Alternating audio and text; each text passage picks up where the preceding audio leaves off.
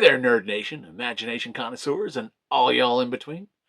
Remember the epic sword fights and that feeling of a world where there can be only one?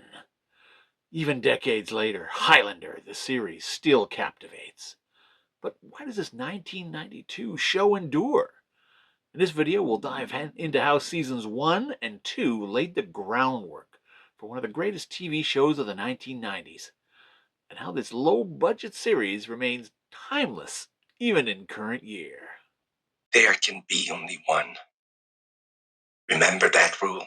Highlander was a historical fantasy action-adventure series based on the 1986 movie of the same name. The show ran for 6 seasons, consisting of 119 episodes from 1992 to 1997, and spawned 2 spin-offs and 2 movies of, well, varying quality. Originally, this series was to star Christopher Lambert, reprising his role as Connor MacLeod of the Clan MacLeod. But Christoph didn't want to actually commit to a potentially long-running series, so the decision was made to recast the role. The part was eventually booked by Adrian Paul, who said to the producers, quite rightly at the time, that Christoph was Connor, and they should come up with a new character for him to play. Hence, Duncan MacLeod was born. I am Duncan MacLeod, born 400 years ago in the Highlands of Scotland. I am immortal, and I am not alone. For centuries we have waited for the time of the gathering, when the stroke of a sword and the fall of a head will release the power of the quickening. In the end, there can be only one. The series serves as a sort of alternative sequel to the 1986 movie, wherein Connor MacLeod did defeat the Kurgan, but didn't win the prize, owing to the fact that there were still many immortals left in existence. The show introduces Duncan MacLeod, kinsman of Connor, as the series' main protagonist, and the eponymous Highlander. The series was a co-production between North America and Europe, and there's a lot of inside baseball about how the various production companies divided up the costs, etc., etc. But for those of us who watched the show, it meant that the first half of every season, with the exception of the 6th season, was shot in Vancouver, BC, and the second half was shot in and around Paris, France. This allowed for a great variety of locations for both the modern era storylines as well as the flashback sequences, and gave the show an extremely unique look that no other 90s program had, in my opinion. To the nerds that know, I don't have to tell you that the 90s were a glorious, glorious time for genre entertainment. Fans basically had their pick of the shows, from Star Trek, Babylon 5, Buffy, Hercules, Xena, really too many more than that to mention. My all-time favorite was always Highlander. I loved the first movie, probably watched it like 50 times at least, and when I found out a series was on the way, it piqued my interest. By about halfway through the first season, I was hooked, loving it. Highlander's compelling characters and stories, the show's sense of morality, of good versus evil, was on full display in those first few episodes. Duncan MacLeod, this 400-year-old immortal killer, if you will, had a code of ethics that he followed, even though, as an immortal, he could have basically cut loose, no pun intended, and done anything he wanted with little to no consequence to himself. But he doesn't. Duncan chooses to be good and honorable. He embodies masculinity in every sense, standing up for those he loves and for others that cannot stand for themselves, protecting them, and fighting those who would use their immortality for power, influence, and evil. In much the same sense as the Doctor from Doctor Who, Duncan MacLeod always had a well-defined line that could not be crossed with him. And if anyone, mortal or immortal, crossed that line, it never ended up going well for them. There can be only one.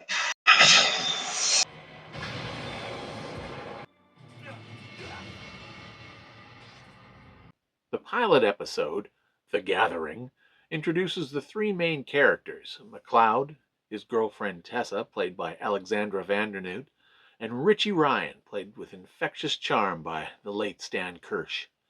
The three characters have a wonderful chemistry together from the get-go, and it really shines through in all their scenes. The pilot, of course, reintroduces the concept of the immortals and their game to the TV audience. The sword fights, the romance, the flashbacks, the over-the-top villain, and the rock and roll soundtrack by Queen, they're all there. We even get what is essentially a passing of the sword moment between Christopher Lambert's Connor and Adrian Paul's Duncan MacLeod.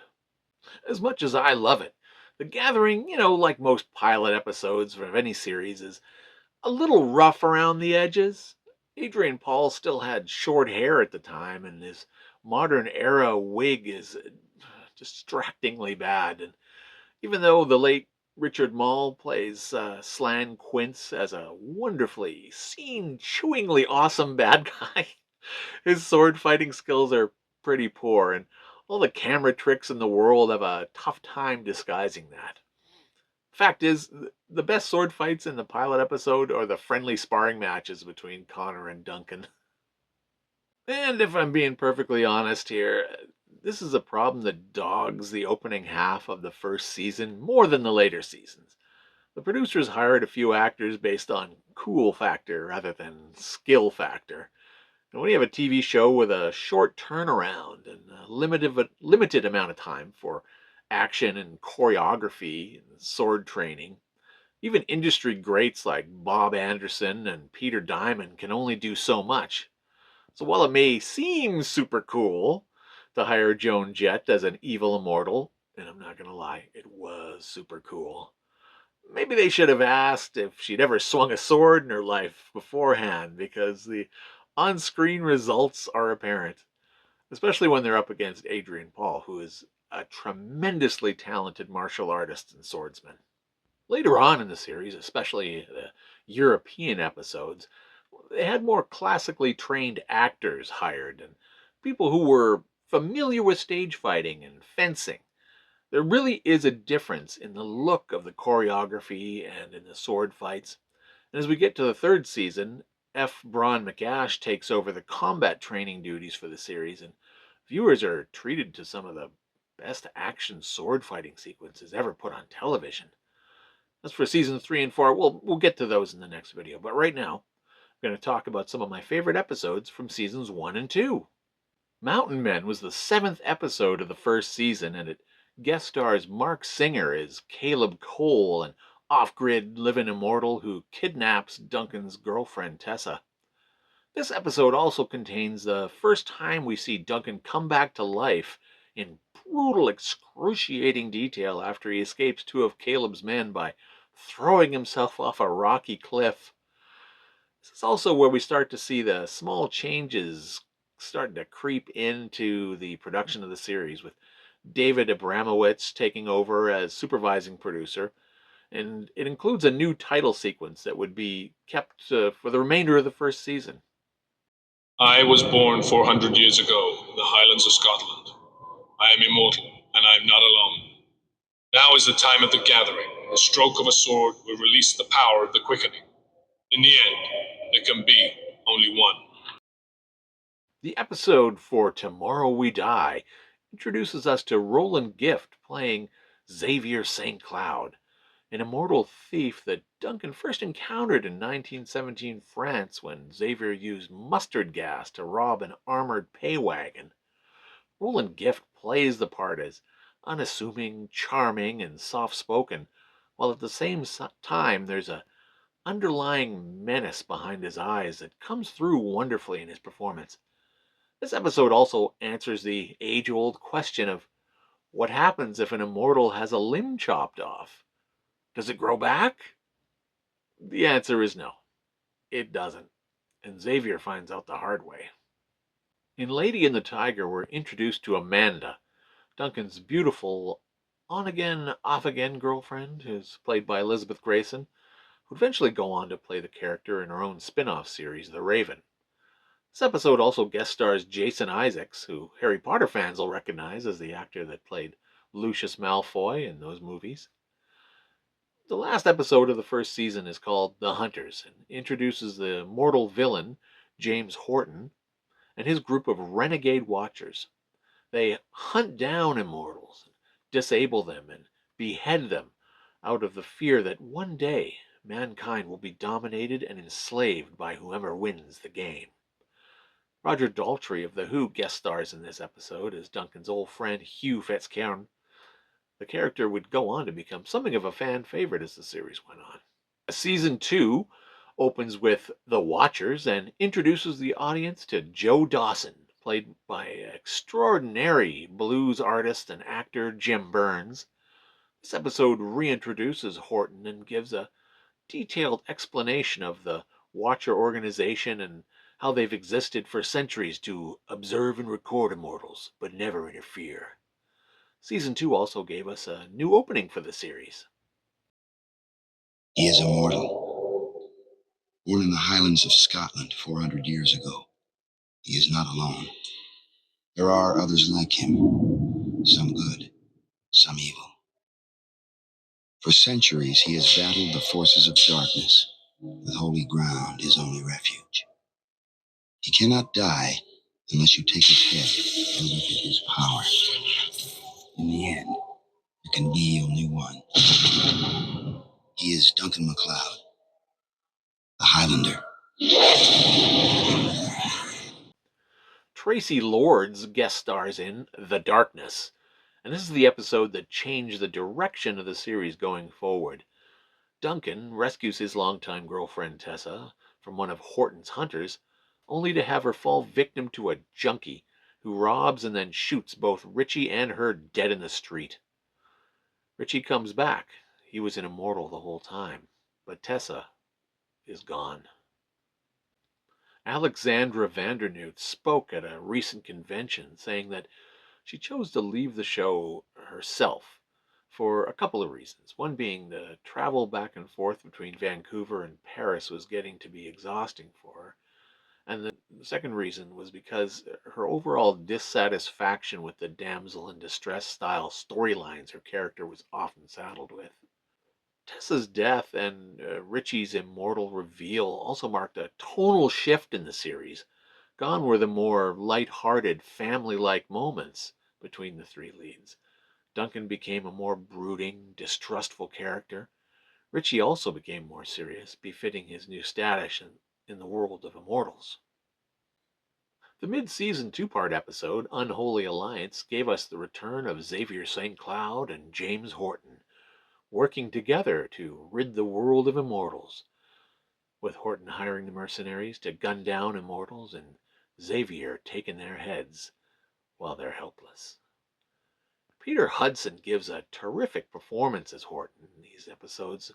We, the audience, can clearly see in his expressions that he can barely disguise his contempt for Xavier, but he knows that he needs him for his work, while Roland Gift finds a higher gear of both charm and underlying menace, knowing as he does that this character of his plans to rid himself of this annoying mortal Horton when the time finally comes.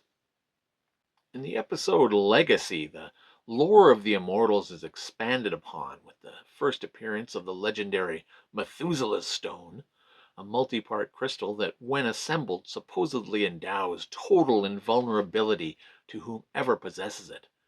This episode also shows us the origin story of Amanda, and we learn that she was, at the time of the recording of the show, one of the oldest immortals ever at over 1,000 years old.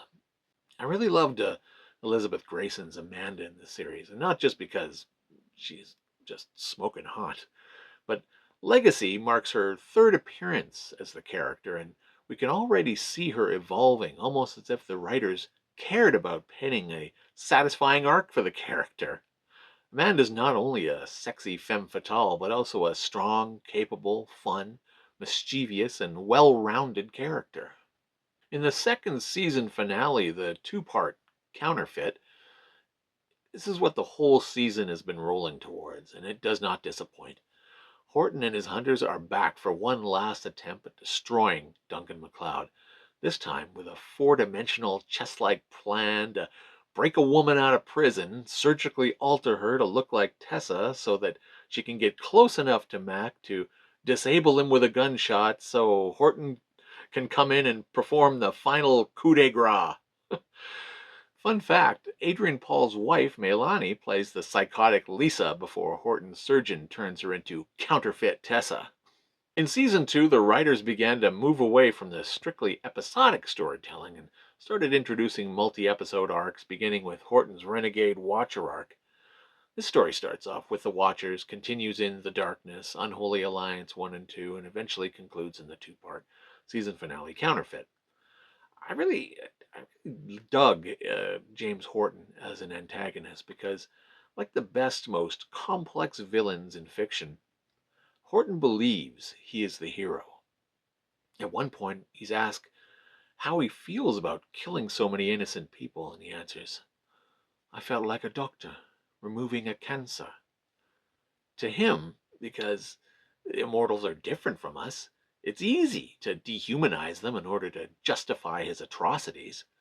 Horton believes his work, as he calls it, is for the greater good, when in reality he's nothing more than a sociopathic mass murderer. But hey, did y'all watch Highlander the series back in the 90s? Did you have any favorite episodes? Let me know down in the comments below.